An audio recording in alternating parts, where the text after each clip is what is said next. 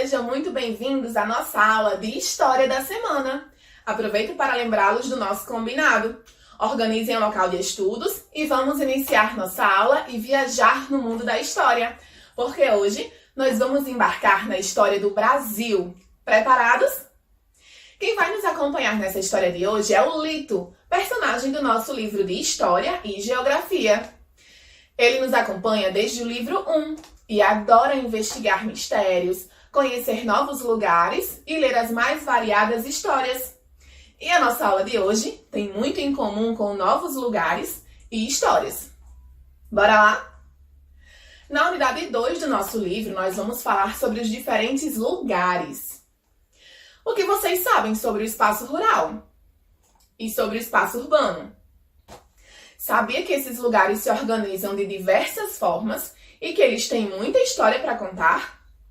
Nesta unidade, você vai compreender melhor essas histórias, além de entender como esses espaços se formaram ao longo do tempo e conhecer as formas de trabalho que existiram e que ainda existem em cada um deles. Todo um Brasil é um jardim em frescura. Não se vê em todo o ano árvores nem erva seca. Os arvoredos de admirável altura se vão às nuvens.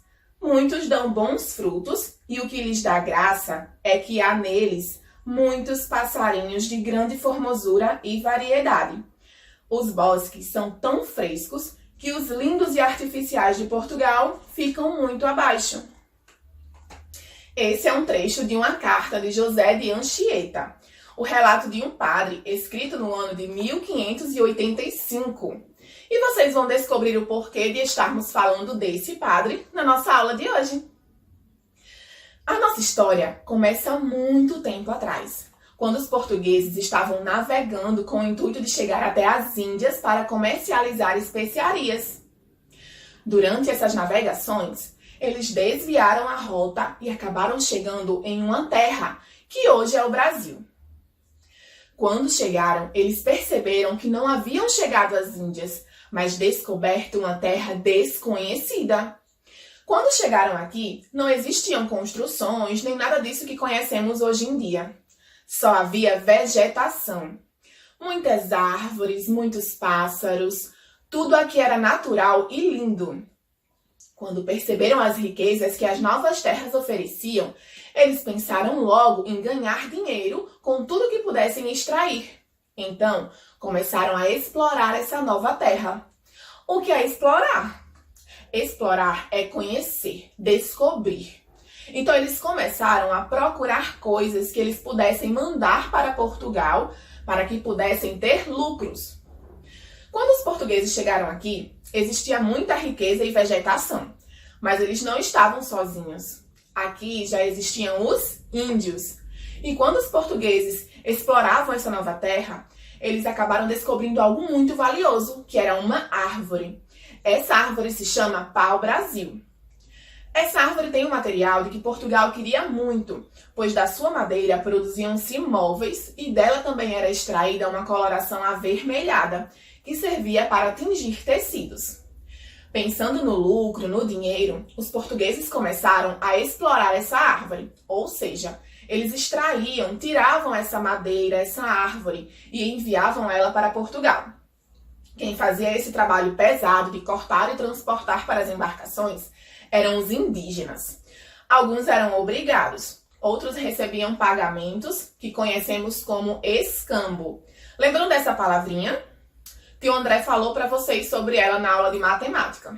O escambo era uma espécie de troca, ou seja, os indígenas ofereciam a sua força, o seu trabalho, cortavam e transportavam a madeira e eram pagos com alguns objetos. Esses objetos eram coisas como espelhos, por exemplo. Para os portugueses, esses objetos não tinham valor nenhum, já que faziam parte do dia a dia deles. Mas para os indígenas, aquilo era muito valioso, porque eles nunca tinham tido contato com algo parecido. Lembrem que eles viviam na natureza, não existiam esses objetos em seu cotidiano. Após toda essa extração de pau-brasil, essa árvore quase entrou em extinção. E quando os portugueses perceberam que outros países estavam de olho na sua terra e em toda essa riqueza que havia aqui, eles resolveram mandar pessoas de Portugal para morar aqui. construíram habitações e permaneceram nessa nova terra para que nenhum outro país viesse até aqui para conquistar lucros. Quando os portugueses começaram a ficar aqui, eles sentiram necessidade de fazer algumas mudanças. A cultura dos indígenas era completamente diferente da deles. Imagine, os portugueses possuíam a religião católica, se batizavam, se casavam, andavam vestidos e eram civilizados. Já os indígenas era completamente o oposto. Então, resolveram catequizar os índios, ou seja, ensinar a cultura de Portugal e obrigá-los a seguir essa cultura. Isso foi muito conflituoso e gerou muitos problemas e mortes, já que os índios não queriam abandonar os seus costumes. Mas voltando ao assunto do pau-brasil, chegou uma hora que de tanta extração, o pau-brasil ficou quase escasso. Então, os portugueses perceberam que aqui existiam muitas terras próprias para o plantio. Então, eles decidiram fazer o plantio da cana-de-açúcar. E o que é a cana-de-açúcar?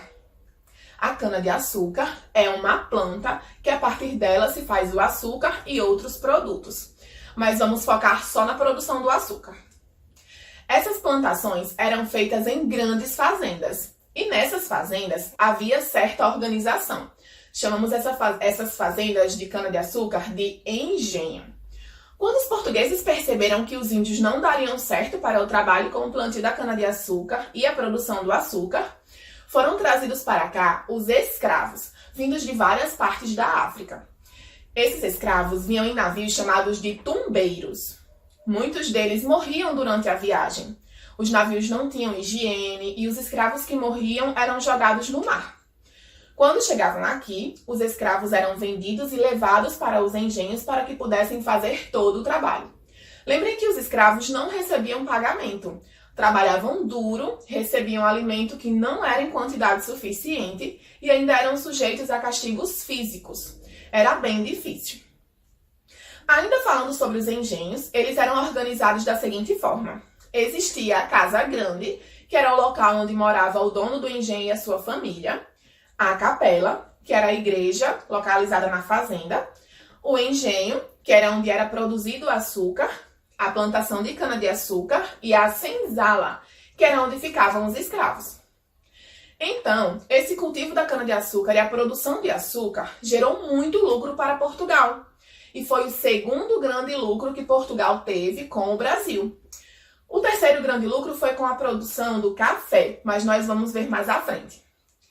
E então, o que acharam da nossa história? É importante conhecer a história do nosso país e saber como tudo aconteceu. Falando nisso, vocês lembram como era o território brasileiro na época em que os portugueses chegaram aqui? Como era? Tinha construções? Tinha natureza? Tinha animais, árvores? Tinha o quê?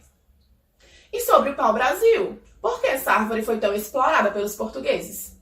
A sua madeira era usada para quê? Para a fabricação de quê? Lembram? Agora, para ver se vocês prestaram atenção em tudo que eu disse, respondam as questões 1 e 2 da página 15. Terminaram? Agora, vamos revisar o que vimos na aula de hoje. Então, pessoal, na nossa aula de hoje, nós iniciamos e estudamos como se formou o espaço rural, ou seja, o espaço que compreende o campo. Vimos também a questão da chegada dos portugueses, a extração do pau-brasil, a exploração dos indígenas, o cultivo da cana-de-açúcar e a exploração da mão de obra escrava. E o desafio de vocês de hoje é o seguinte: façam uma linha do tempo sobre a formação do espaço rural. Você pode escrever ou desenhar. Pessoal, vou dar uma dica a vocês. Vocês devem iniciar com o que aconteceu primeiro, ou seja, como era o Brasil, o que existia aqui, quem vivia aqui. Em seguida, devem colocar qual povo chegou aqui e mudou o modo de vida dos primeiros habitantes.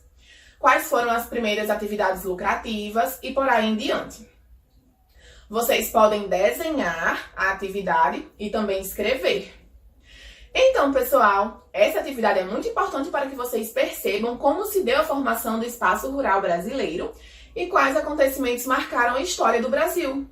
Próxima aula daremos continuidade a esse tema tão importante. E por hoje, nossa aula de História fica por aqui. Espero que tenham gostado. Um beijão e até nossa próxima aula!